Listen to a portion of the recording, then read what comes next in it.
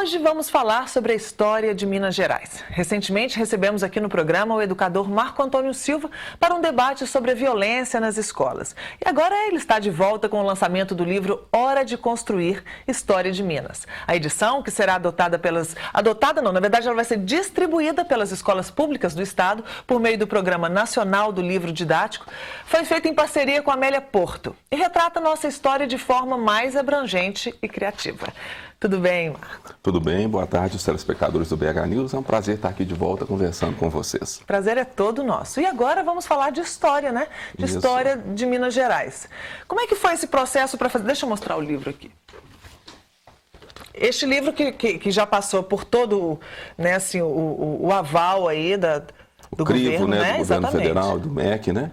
Na verdade, foi um livro sobre a história de Minas Gerais e um livro voltado para crianças do ensino fundamental, 4º e 5º ano, né? E nós construímos uma proposta de história um pouco diferenciada do que tem se avaliado hoje da história de Minas Gerais. Esse material foi avaliado pelo Ministério da Educação, em parceria com as universidades federais, né? E depois de um crivo bem rigoroso, esse e outros livros sobre a história de Minas Gerais foram selecionados e serão distribuídos para as escolas públicas do estado gratuitamente, né? Sim. E aí, aqui você conta a história, você e a Amélia Porto, né, contam a história de Minas, mas vão muito além da chegada dos bandeirantes aqui à nossa terrinha, né?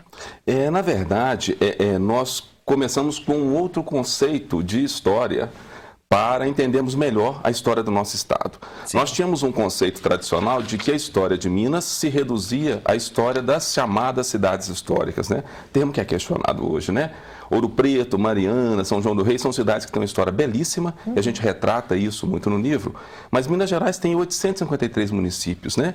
Minas Gerais é um estado muito rico, muito heterogêneo e com a história muito diversificada para a gente ficar reduzido apenas a essa história maravilhosa das chamadas cidades históricas. Então nós diversificamos bastante a avaliação histórica do nosso estado e oferecemos alternativas para perceber essa diversidade que a gente tem hoje aqui, né? Quais são essas alternativas que você está dizendo aí? Olha, em primeiro plano, a gente se incomodava muito quando a gente percebia que muitos moradores de algumas cidades, que não são as ditas cidades históricas, achavam que a verdadeira história, ou a única história, estava nas chamadas cidades históricas, Ouro Preto, Mariana, São João del Rei.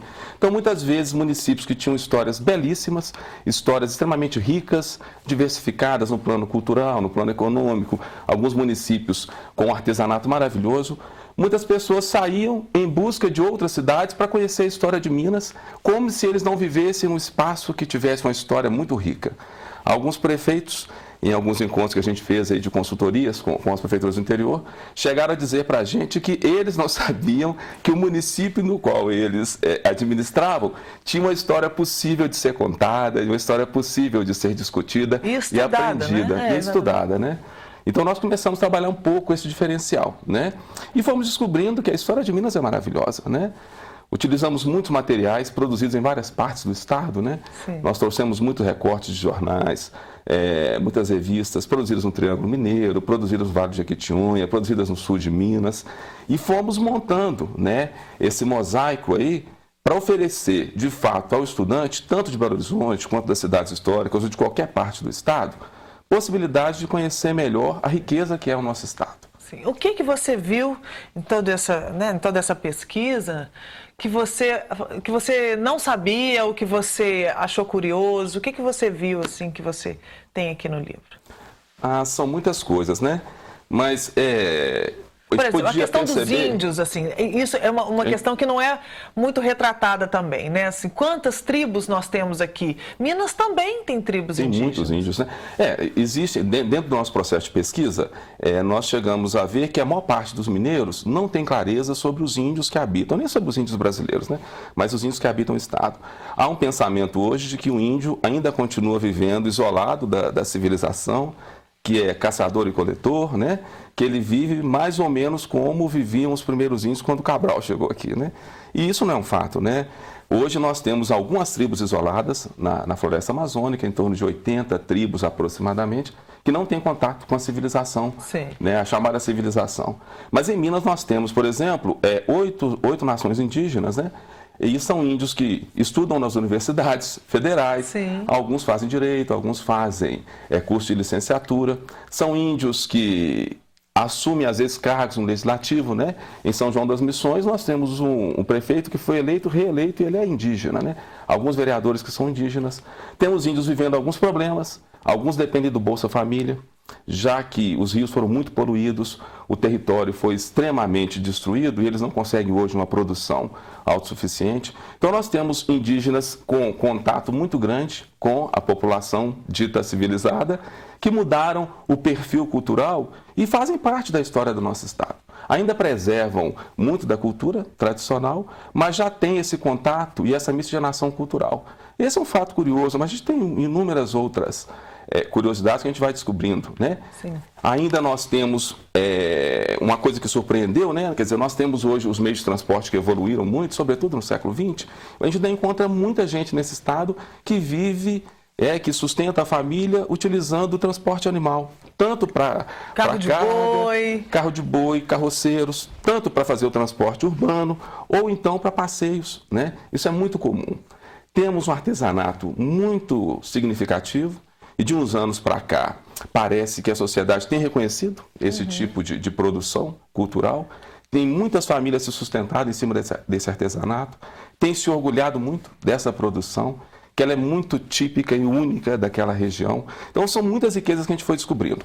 Pena que um livro só não dá para registrar tudo isso. Exatamente. É um sofrimento ter que recortar e colocar alguns tópicos, porque a história é muito grande. Né? Vocês que vivenciam isso, né, que tiveram contato com tudo isso, realmente é difícil escolher o que colocar, né? Sim. Mas você acha, então, esses meninos, essas crianças de 4º e 5º ano, hoje a gente vê que como a internet faz parte da vida da criança, da educação da criança o tempo todo, eles têm mais acesso a pesquisas, às informações.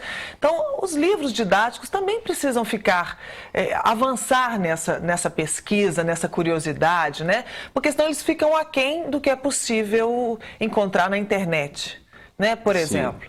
Então, você acha que tem que mudar um pouco, que já está mudando essa realidade dos livros didáticos? Olha, hoje nós temos livros didáticos de muito bom padrão produzidos no Brasil. O Programa Nacional do Livro Didático, que a gente falava logo no começo, ele começa no Brasil em 1985 e os governos subsequentes foram aperfeiçoando e aprimorando. Hoje a gente pode falar que isso é uma política de Estado e não mais de governo. Vamos explicar rapidamente o que é esse Programa Nacional de Livro Didático. Ok. Bom, o governo brasileiro, percebendo a dificuldade da maior parte da população de adquirir livros didáticos e pensando na qualificação da educação, resolveu comprar os livros didáticos diretamente das editoras para fornecer aos estudantes. Esse processo começou inicialmente com as séries iniciais, com algumas disciplinas, depois ele foi se ampliando e hoje estudantes das escolas públicas de todo o ensino básico, ou seja, até o ensino médio, recebem gratuitamente os livros que são comprados pelo governo federal. Mas é uma escolha muito rígida. Pois é, aí o governo foi aperfeiçoando o que ele comprava. A partir daí, então, grupos de especialistas começaram a analisar os livros que seriam comprados pelo governo federal. Então, boa parte dos materiais que são inscritos, que pretendem ser vendidos para esse programa, são avaliados e, às vezes, mais da metade são reprovados. Existe um crivo muito grande da qualidade do material, a qualidade do papel, né, a paginação, as ilustrações e, sobretudo, a linguagem pedagógica que é utilizada. Se ela está em sintonia com o que há de produção universitária e acadêmica mais avançado hoje no país. Então, esse critério hoje de avaliação forçou os autores, as editoras a melhorarem muito a produção.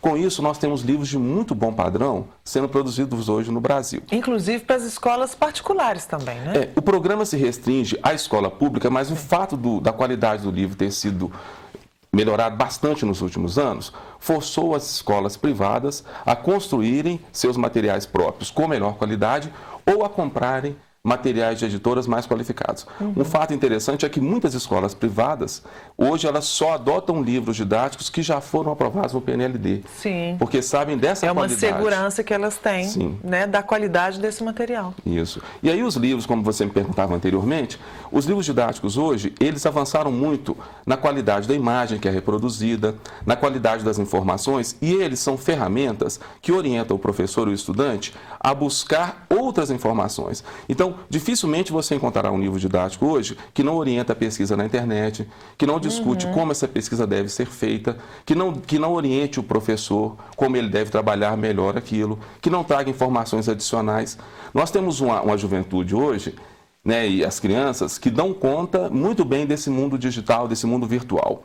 Mas é muito importante que a gente ensine a usar isto de uma forma mais produtiva, mais profunda, que contribua mesmo para o processo educacional. Os livros hoje têm trabalhado bastante nessa perspectiva. Claro que são processos de aperfeiçoamento necessários que ainda existem e precisam de acontecer. Mas a gente tem caminhado bastante nesse caminho, né, nesse trajeto. Sim. E você também faz palestras, né? Sim, Você realiza palestras aí em todo o Brasil. A gente tem feito alguns trabalhos, ajudado algumas, sobretudo aqui em Minas, né, algumas prefeituras a começarem a pensar em como recontar e como produzir um pouco a história local. Sim. Como usar didaticamente isso, né? Porque muitas prefeituras já têm uma produção interessante da sua história, mas não tem uma exploração interessante disso, nem com a escola e nem com as comunidades. Nós temos feito isso e temos também trabalhado em outra frente, nós até discutimos em outro programa, né? Eu tenho feito algumas palestras para pais, formações de professores, sobre a importância do resgate da autoridade dentro das escolas, ainda de uma forma democrática e construtiva. E quem quiser mais informações sobre isso... Ok. O meu e-mail é professormarcosilva@yahoo.com.br e meu Está telefone... aí na tela. Já está? Sim. Ok. E meu telefone é 31 Belo Horizonte, 9189-3348. Eu acho que o telefone não tinha. 9189-3348. Ok. Eu tenho um site, ele está sendo reestruturado, daqui uns 10 dias deve estar no ar, é professormarcosilva.com.br. Ótimo. Então, quando tiver, a gente avisa aqui no programa também. Ok. Marco, muito obrigado. Sucesso aí com o seu livro. Parabéns pelo trabalho. Quero ver você aqui mais vezes para a gente falar sobre outros assuntos. Ok, um prazer estar aqui com vocês. Obrigada, querido. Nós vamos para o intervalo, daqui a pouquinho a gente está de volta.